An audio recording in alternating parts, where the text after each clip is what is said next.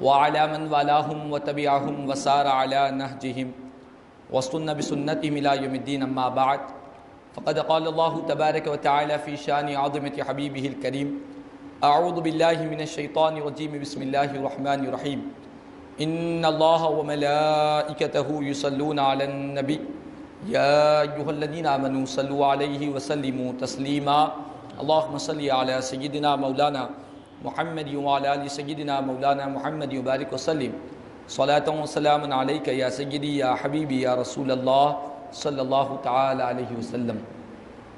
معزز حاضر محترم سامعین کرام، آئیے درس فقہ کے آغاز سے قبل ہم اور آپ مل کر انتہائی عقیدت و محبت کے ساتھ حضور آقا نامدار سرور کون و مکہ، سارے عالمین کے مختار، مدینے کے تاجدار، مکے کے سردار، سید الابرار جناب احمد مصطفیٰ محمد مصطفیٰ صلی اللہ تعالی علیہ وسلم کی بارگاہ میں ایک مرتبہ محبت و عقیدت کے ساتھ بآواز بلند درود و سلام کا نذرانہ پیش کر لیں. اللہم صلی علی سیدنا مولانا محمد وعلی آل سیدنا مولانا محمد وبارک وسلم صلاۃ و سلام علیک یا سیدی یا حبیبی یا رسول اللہ صلی اللہ تعالی علیہ وسلم.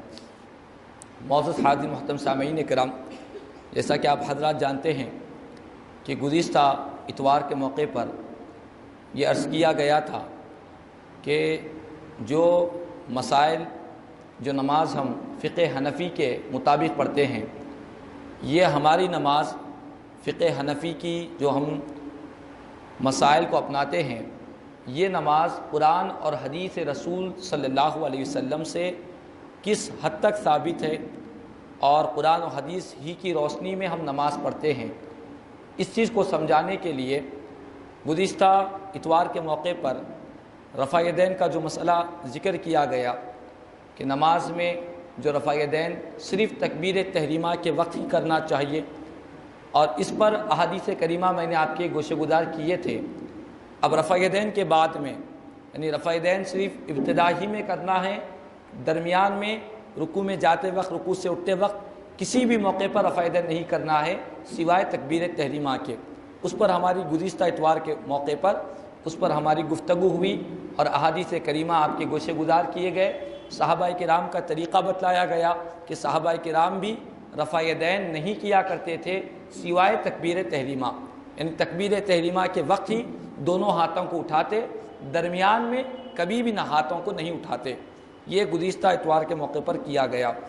اب دوسرا مسئلہ یہ، بہت سارے لوگوں کو آپ نے دیکھا ہوگا کہ جب امام صاحب کی اقتداء میں نماز پڑھتے ہیں، امام صاحب کے پیچھے نماز پڑھتے ہیں، جب امام صاحب قرآن کی تلاوت کرتے ہیں نماز میں، وہ بھی پیچھے آہستہ آہستہ قرآن کی تلاوت کرتے ہیں، وہ بھی امام صاحب کے پیچھے قرأت کرتے ہیں.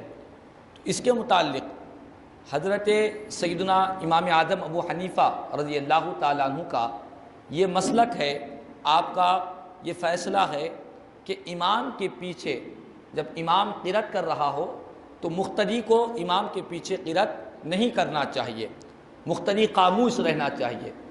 امام کی قرأت پر مقتدی خاموش رہنا چاہیے، مقتدی کو قرأت نہیں کرنا ہے. ہاں، جب امام صاحب تکبیر کہتے ہیں اللہ اکبر تو مقتدی بھی تکبیر کہے. امام صاحب رکوع میں جاتے وقت تکبیر کہے آہستہ آواز میں، خود کو سنائی دینے کی مقدار میں وہ بھی آہستہ تکبیر کہے. امام صاحب رکوع کی تسبیح پڑھتے ہیں، مقتدی بھی رکوع کی تسبیح پڑھے. امام صاحب سجدے کی تسبیح پڑھتے ہیں، مقتدی بھی سجدے کی تسبیح پڑھے. امام صاحب تشہد پڑھتے ہیں، مقتدی بھی تشہد پڑھے. لیکن جب امام صاحب قرأت کر رہے ہو، نماز میں قرآن کی تلاوت کر رہے ہو، ایسے موقع پر مقتدیوں کو امام کے پیچھے قرأت نہیں کرنا چاہیے.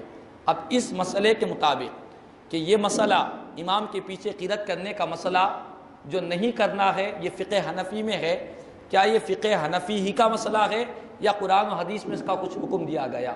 تو کچھ قرآن کی آیتیں اور کچھ احادیث کریمہ آپ کے گوشے گزار کروں گا جس سے آپ کو یقین ہو جائے گا کہ فقہ حنفی کی جو نماز ہے عین قرآن و حدیث کے مطابق ہے، قرآن و حدیث کی روشنی کے بالکل مطابق ہے.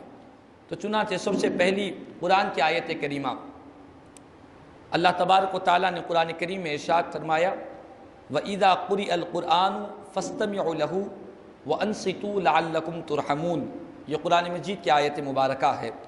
اللہ تبارک و تعالیٰ نے قرآن کریم میں ارشاد فرمایا کہ جب قرآن پڑھی جائے، قرآن کی تلاوت کی جائے، تو قرآن کی تلاوت کے موقع پر خاموش رہو، فَاسْتَمِعُوا لَهُ، غور سے اس کو سنو، وَأَنصِتُوا، اور خاموش رہو تاکہ تم پر رحم کیا جائے، تم پر مہربانی کی جائے، خدا کی رحمت تم پر نازل ہو۔ یہ قرآن کی آیت ہے۔ اب اس آیت کی تفسیر میں صحابہ کرام رضوان اللہ تعالی علیہم اجمعین کئی باتیں بیان فرماتے ہیں۔ ان میں سے ایک حضرت عبداللہ بن عباس رضی اللہ تعالیٰ عنہما روایت کرتے ہیں، فرماتے ہیں صلی النبی صلی اللہ علیہ وسلم فقرأ خلفہ قوم فخلطوا علیہ فنزلت هذه الآیہ۔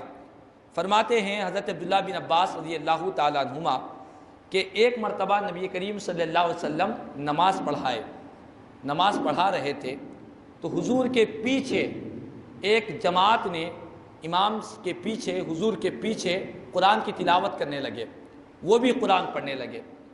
جب حضور بھی قرآن کی تلاوت کر رہے نماز میں، پیچھے صحابہ بھی قرآن کی تلاوت کر رہے ہیں، تو اس طرح دو امام و مقتدی کی قرأت کی وجہ سے نماز میں اشتباہ پیدا ہو گیا۔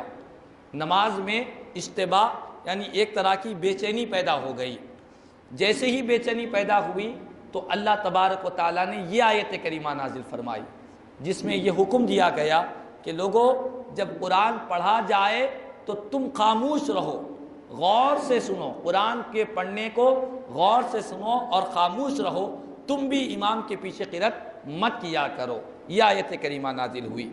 ایک مرتبہ حضرت عبداللہ بن مسعود رضی اللہ تعالیٰ عنہ سے روایت ہے، فرماتے ہیں کہ ایک مرتبہ نبی کریم صلی اللہ تعالیٰ علیہ وسلم نے صحابہ کرام کو نماز پڑھائے۔ صحابہ کرام رضوان اللہ تعالیٰ علیہ مجمعین جب نماز پڑھے تو پیچھے بعض صحابہ نے قرآن کی تلاوت کرنے لگے امام صاحب کے پیچھے، تو پیارے آقا کریم صلی اللہ تعالیٰ علیہ وسلم نے نماز کے اختتام کے بعد صحابہ کرام رضوان اللہ تعالیٰ علیہ مجمعین سے دریافت کیا کہ اے میرے صحابہ، کیا ابھی تک تم سمجھے نہیں، کیا ابھی تک تم جانے نہیں کہ اللہ تبارک و تعالیٰ نے قرآن کی آیت نازل فرمائی کہ اللہ کا حکم ہے کہ اذا قرئ القرآن، جب قرآن پڑھا جائے ایسے موقع پر فاستمعوا لہ، تم قرآن مت پڑھو بلکہ غور سے اس کو سنو، وانصتوا، اور خاموش بیٹھے رہو، چپ رہو، لعلکم ترحمون، تاکہ تم پر اللہ کی رحمت نازل ہو جائے۔ تو معلوم یہ ہوا کہ امام کے پیچھے قرأت کرنے سے اللہ تبارک و تعالیٰ نے منع فرمایا کہ جب قرآن پڑھی جائے تو خاموش رہے، غور سے سنے تاکہ اللہ کی رحمت نازل ہو۔ اور اس آیت میں دو باتوں کا حکم دیا گیا، ایک غور سے سننے کا اور ایک خاموش رہنے کا، دو باتوں کا حکم ہے۔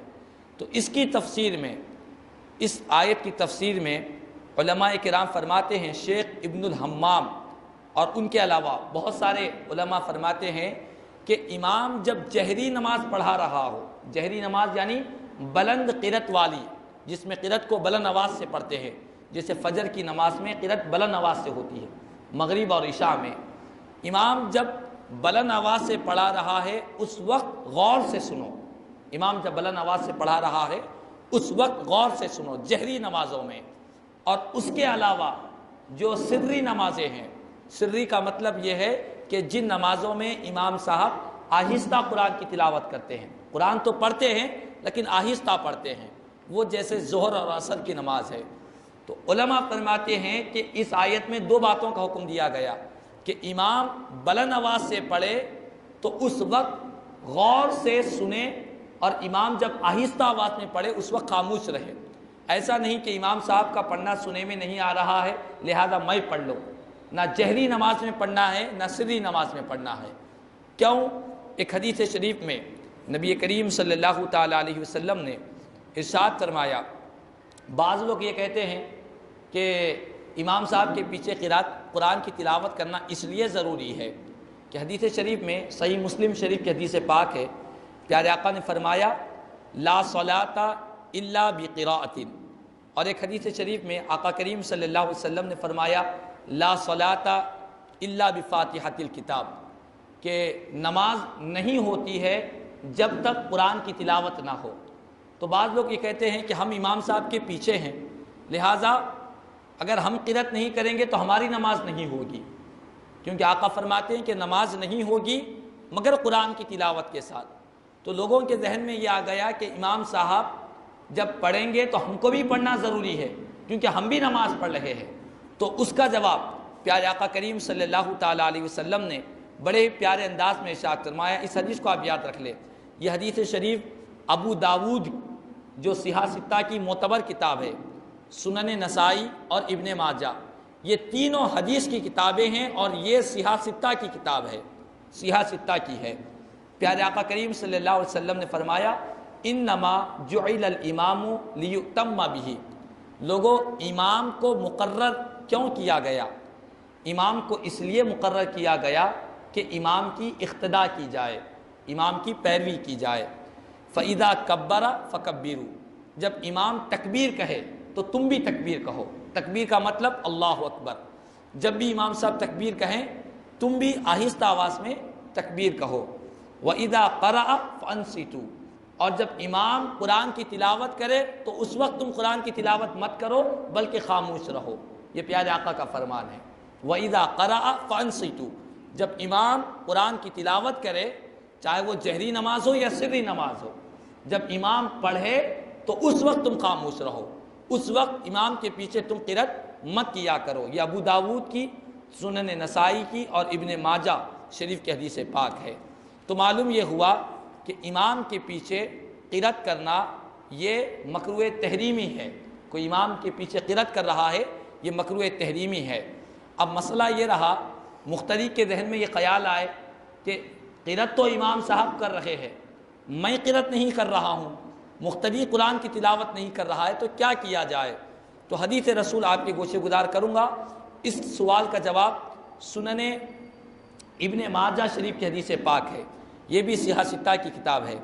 پیارے آقا کریم صلی اللہ علیہ وسلم نے فرمایا من کان لہ امام فقراءۃ الامام قراءۃ لہ، پیارے آقا فرماتے ہیں جس شخص کا کوئی امام ہو جو امام کے پیچھے نماز پڑھ رہا ہو، امام کی اقتداء میں نماز پڑھ رہا ہو، تو پیارے آقا فرماتے ہیں امام کی قرأت ہی مقتدی کی قرأت ہے، امام کا قرآن پڑھنا ہی مقتدی کا قرآن پڑھنا ہے، امام کا سورہ فاتحہ پڑھنا مقتدی کا سورہ فاتحہ پڑھنا، امام کا ضم سورہ پڑھنا مقتدی کا ضم سورہ پڑھنا ہے۔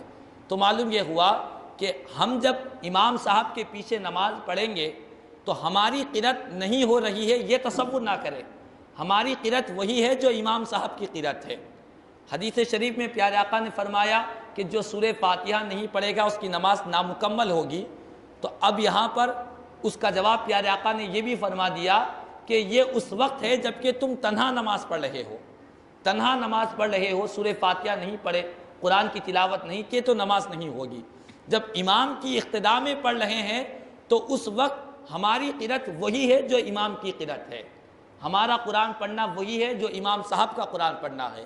امام صاحب کو قرأت میں غلطی آئے گی تو دراصل وہ ہماری نماز پر بھی اثر انداز ہوگی۔